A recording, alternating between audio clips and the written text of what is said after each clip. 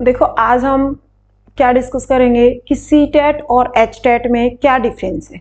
ठीक है, PRT level के सी टेट और पीआरटी ही लेवल के एच टेट में कितना डिफरेंस है, उसका सिलेबस कितना है, सी टेट का सिलेबस कौन सा है, एच टेट का सिलेबस कौन सा है, सी टेट क्लियर करने के लिए आपको कौन से सब्जेक्ट के ऊपर ज़्यादा फोकस करना पड़ेगा और एच टेट क्लियर करने के लिए आपको कौन से सब्जेक्ट के ऊपर ज़्यादा फोकस करना पड़ेगा, सी टेट क्लियर करके आपको कौन सी जॉब मिल सकती है, एच टेट क्लियर करके आपको कौन सी जॉब मिल सकती है। यानी कि सी टेट और एच टेट में क्या बेसिक डिफरेंस है। ठीक है, क्योंकि अभी सुनने में आ रहा है कि सी टेट को ही वैलिड मान लिया जाएगा किसी भी स्टेट एग्जाम के लिए।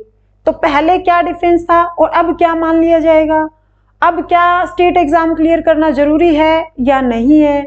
ठीक है, या स्टेट एग्जाम क्लियर करके आप क्या अचीव कर लोगे और सी टेट क्लियर करके आप क्या अचीव कर लोगे, क्योंकि जॉब तो दोनों को ही क्लियर करने से नहीं मिलनी। जॉब तो आपको एक मेन एग्जाम, स्क्रीनिंग एग्जाम देना पड़ेगा, उस बेस पर आपको जॉब मिलेगी। लेकिन उस एग्जाम में बैठने के लिए आपको सी टेट और एच टेट क्लियर करना पड़ेगा किसी भी टीचिंग एग्जाम के लिए। ठीक है, किसी भी स्टेट के टीचिंग एग्जाम के लिए। अब मैंने कहा किसी भी स्टेट का, मतलब हरियाणा की बात करूंगी तो एच टेट, राजस्थान की बात करूंगी तो आर टेट, उसकी यूपी की बात करूंगी तो यूपी टेट। क्या उन स्टेट का एग्जाम क्लियर करके आप मेन एग्जाम में बैठ सकते हो, या सिर्फ सी टेट क्लियर करके आप मेन एग्जाम में बैठ सकते हो, या किसी बात करो हरियाणा और सी टेट, मतलब एच टेट और सी टेट के सिलेबस में कितना डिफरेंस है, उसके पेपर पैटर्न में कितना डिफरेंस है। ठीक है, तो ये देखो, जब बात करें हम पहले तो मोटा मोटी बात करें हम सी टेट और एच टेट के पेपर पैटर्न की, तो दोनों का ही पेपर 150 मार्क्स का होता है, सी टेट का भी और एच टेट का। उधर वाला एक बार छोड़ दो, इसको देखो एक बार। यानी कि सी टेट का पेपर भी 150 मार्क्स का होता है और एच टेट का पेपर भी 150 मार्क्स का होता है। Passing game marks C TET में भी 90 चाहिए, उसमें भी 90 चाहिए। टाइम दोनों में बराबर है, क्वेश्चन दोनों में बराबर है, मार्क्स दोनों में बराबर है, दोनों में ही नेगेटिव मार्किंग है। ना सी टेट में नेगेटिव मार्किंग है, ना ही एच टेट में मार्किंग है नेगेटिव। 2024 की बात करेंगे तो ऑलमोस्ट एग्जाम डेट भी साथ साथ है। ऐसा नहीं है कि आपने एक सिलेबस को पढ़ा और वो दोबारा फिर आपके कोई काम भी नहीं आना होता। ठीक है, मैं तो ये भी मान के चलती हूँ कि आप एच टेट और सी टेट का जो पेपर होता है उसके अंदर मार्क्स 90 ना लाकर अपना मतलब अचीविंग मार्क्स आप क्या मानकर चलो कि 125 से ऊपर हो। हालांकि 90 वाला पास हो जाएगा, लेकिन आपके कंसेप्ट इतने स्ट्रांग रखो, आपके सिलेबस के ऊपर पकड़ इतनी अच्छी रखो कि आप जब स्क्रीनिंग एग्जाम में बैठो, जिस एग्जाम को देकर आपको जॉब हाथ में आने वाली है वो एग्जाम की क्या जाती है, मेरिट जाती है, वो क्वालिफाइंग नहीं होता। ये वाला पेपर क्वालिफाइंग होता है। 60% मार्क्स यानी कि 90 नंबर लेकर कोई भी बच्चा इसको क्लियर कर सकता है और इसको क्लियर करना बहुत आसान है। सिलेबस को समझो, हो जाएगा। दोनों ही एग्जाम की डेट लगभग पास है। कितनी है, सी टेट की अभी जो एग्जाम डेट आई है, क्योंकि 2-3 बार इसके अंदर बदलाव हो चुके हैं, अभी लेटेस्ट डेट क्या दे रखी है इसमें 15 दिसंबर, और एच टेट की डेट क्या दे रखी है 7 से 8 दिसंबर। अब हो सकता है कि 7 को या 8 को, क्योंकि उसमें टीजीटी, पीजीटी और ये पीआरटी तीनों ही पेपर लेने होते हैं, तो शिफ्ट में पेपर होते हैं, 7 या 8 में से कोई आपका पेपर होगा। यानी कि पहले एच टेट आएगा, तुरंत बाद सी टेट आएगा। सिलेबस ऑलमोस्ट दोनों में सेम है, तो आप इधर पढ़ोगे वो सिलेबस आपका इधर भी काम आ जाएगा। ठीक है, और सी टेट का लेवल थोड़ा सा लो आता है, लेकिन इस बार सी टेट को अलाउ कर रहे हैं किसी भी स्टेट एग्जाम के लिए, तो हो सकता है कि सिलेबस थोड़ा सा मुश्किल आ जाए, क्योंकि अभी थोड़े टाइम पहले ही सिलेबस चेंज हुआ था। तो सिलेबस तो चेंज नहीं होगा, लेकिन सिलेबस सेम रहेगा, बट क्वेश्चन के अंदर जो क्वेश्चंस का लेवल है वो ऊपर हो सकता है, थोड़ा सा इजी लेवल आता था एच टेट के कंपैरिजन में। सी टेट क्लियर करके आप कौन कौन से मेन एग्जाम दे सकते हैं, आप केवीएस दे सकते हैं, आप एनवीएस दे सकते हैं, आप DSSS भी दे सकते हैं, और आप चंडीगढ़ का एग्जाम दे सकते हैं। यानी कि एनवीएस, केवीएस, DSSS और चंडीगढ़ का एग्जाम दे सकते हैं। एच टेट क्लियर करके आप क्या दे सकते हैं, एच टेट क्लियर करके सिर्फ आप हरियाणा का जो स्क्रीनिंग होगा, जेबीटी का, पीआरटी की बात करें, पीआरटी में ऐसे तो आप टीजीटी का भी दे सकते हो, तो टीजीटी का एच टेट अलग होगा, उसका सिलेबस भी अलग होगा, और यूपी मतलब उसका पीसीटी का टीजीटी का दोनों का ही सिलेबस क्या होगा, अलग होगा, लेकिन उसके लिए भी आपको एचटेट देना पड़ता है। यहाँ इस वीडियो में मैं सिर्फ पीआरटी लेवल के सिलेबस को डिस्कस कर रही हूँ। अब बात करते हैं कि ये सब सारी चीजें सेम है, ठीक है। आप एंट्रेंस एग्जाम सीटेट के बेस पर अलग दे सकते हो और एचटेट पर सिर्फ हरियाणा का दे सकते हो। लेकिन अब बात आती है कि इनके मार्क्स, इनका सिलेबस कैसे डिवाइड कर रखा है।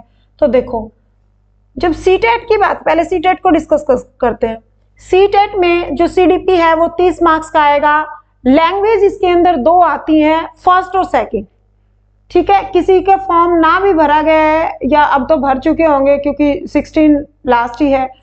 तो इन दोनों के सिलेबस में क्या होता है, एक लैंग्वेज 1 होता है और एक लैंग्वेज 2 होता है।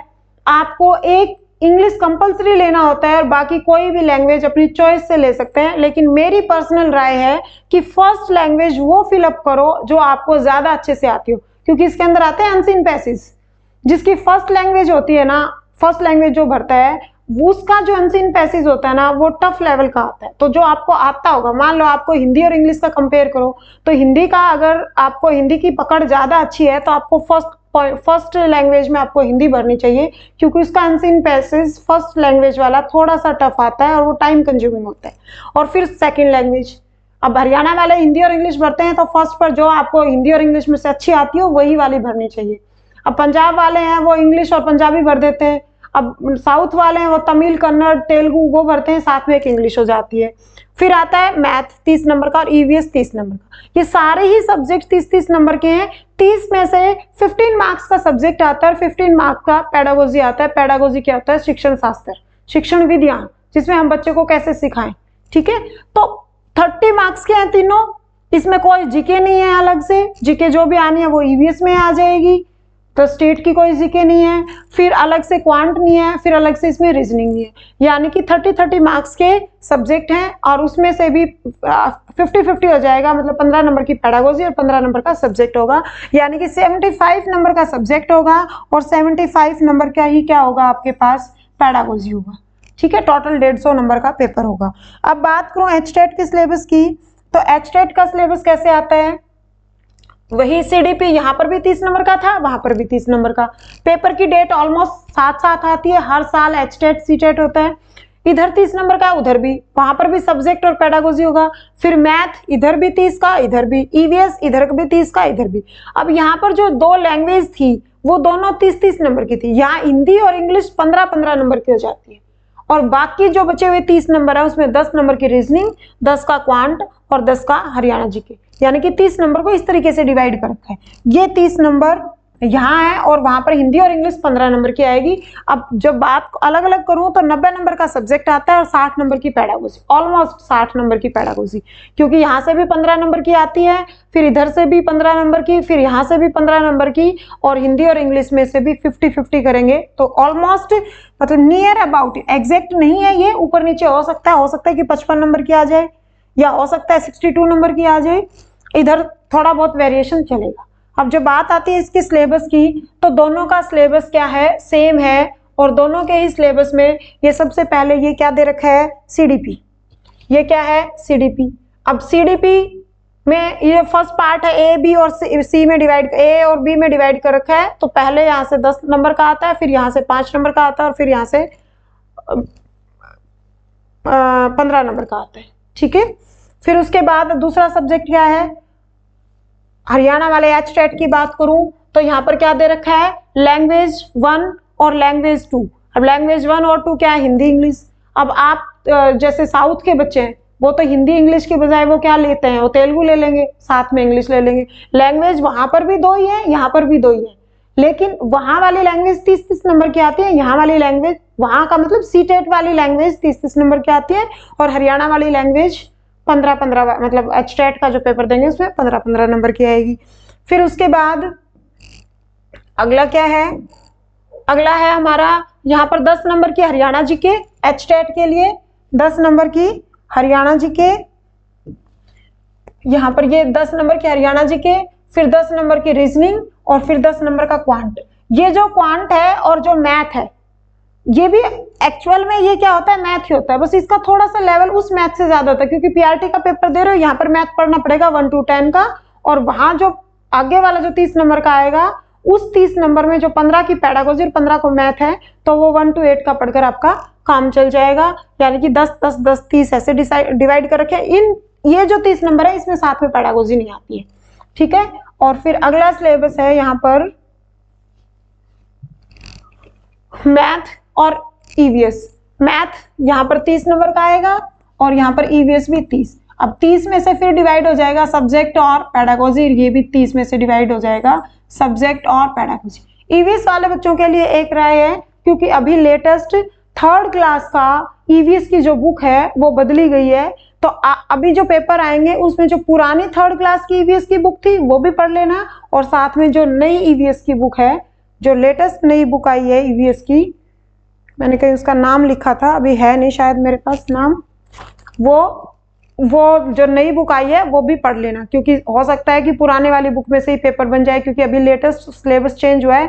तो ये जो 24-25 वाला ये जो सेशन चल रहा है इसमें तो पुरानी बुक पढ़ाई जा रही है, जो अगला सेशन आएगा उसमें ईवीएस की नई बुक पढ़ाई जाएगी। और ये जो ईवीएस के जो पार्ट्स हैं, ये जो सब्जेक्ट हैं, टॉपिक्स जो दे रखे हैं, ये 2nd 3rd 4th 5th की ईवीएस से पढ़ लेना, साथ में 6th 7th 8th की ज्योग्राफी पढ़नी होती है यहाँ पर, ठीक है।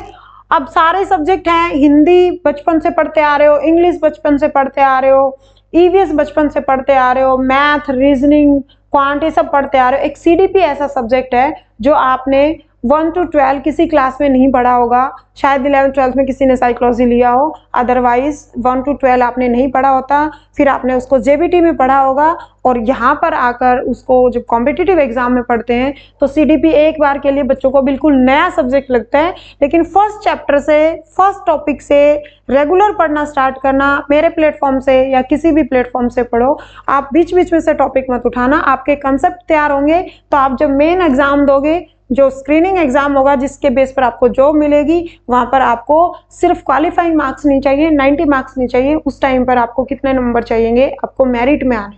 तो अभी से अपने कंसेप्ट को तैयार करके रखो। अब जैसे हरियाणा में जेबीटी की वैकेंसी आएगी, क्योंकि अभी मेवात जेबीटी का पेपर हुआ है, तो रेस्ट ऑफ हरियाणा की भी वैकेंसी आएगी, डेफिनेटली आएगी। तो आप अभी से इस साल का HTET क्लियर करें, और HTET को क्लियर ना करके आप उसमें अच्छा स्कोर करें, उसके बेस पर आपको नौकरी नहीं मिलेगी, लेकिन उस बेस पर आपके कंसेप्ट अच्छे से स्ट्रॉन्ग होंगे, ताकि आप आगे आने वाले एग्जाम में आप बहुत अच्छा स्कोर कर पाओ और मेरिट में आ पाओ और जॉब को बहुत शॉर्ट टाइम पीरियड में ले पाओ। इस बार अपना HTET और CTET क्लियर करने का टारगेट रखें, क्योंकि CTET को कोर्ट ने परमिशन दे दी है कि CTET बेस के ऊपर आप किसी भी स्टेट एग्जाम में बैठ सकते हैं, यानी कि जिसका CTET क्लियर है उसको फिर HTET क्लियर नहीं करना होगा, आप उसके मेंस एग्जाम में बैठ सकते हैं। पर मेरा ये मानना है, अभी भी मेरी ये राय है कि आप HTET और CTET, सिर्फ CTET का सिलेबस थोड़ा सा इजी है, CTET का पेपर का सिलेबस तो सेम है, CTET के पेपर का जो लेवल है वो थोड़ा कम आता है, तो CTET जल्दी क्लियर हो जाता है। बट साथ में 2024 का HTET क्लियर करना, क्योंकि हो सकता है कि फाइनल में जब मेरिट बने तो प्रेफरेंस उन बच्चों को दे दी जाए जो HTET जिसका क्लियर है, क्योंकि ऑलमोस्ट एग्जाम की डेट साथ साथ है, सिलेबस भी लगभग सेम है। तो एक बार 2-2.5 महीने आप सीरियसली बैठकर पढ़ेंगे तो बहुत इजी तरीके से, क्योंकि अभी क्या चल रहा है, अक्टूबर चल रहा है, नवंबर और दिसंबर, आपके पास सिर्फ 2 ही महीने हैं, और 2 महीने में इतना छोटा सा सिलेबस है। आप अगर रेगुलर स्टडी करते हैं और जॉब को शॉर्ट टाइम पीरियड में अचीव करना चाहते हैं, तो आप सीरियस होकर इस सिलेबस को साथ में लेकर पढ़ना शुरू करें। Thank you, have a nice day.